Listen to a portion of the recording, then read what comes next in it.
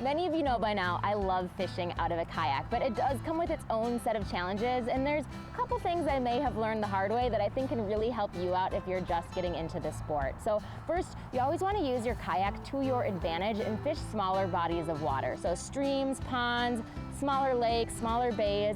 Some of my favorite bodies of water to fish are actually lakes that have boat motor restrictions because that tends to make for less boat traffic and less pressure on the fishing. Now, in addition to that, you want to keep in mind wind and lure drag when you're planning your drifts out there. So what do I mean by that?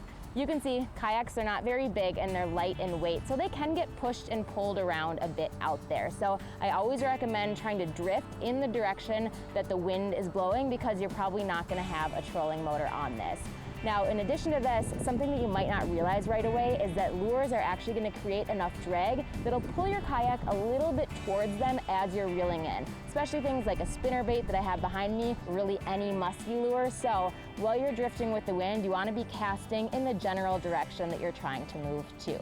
Last, you want to keep in mind when you get a big fish on in a kayak, things can get pretty hairy pretty fast, I know from experience.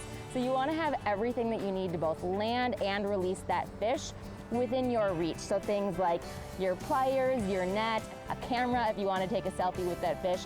Make sure that it's all very easily accessible and it's going to make your life a lot easier. Keep these things in mind, you are sure to have a great day on the water.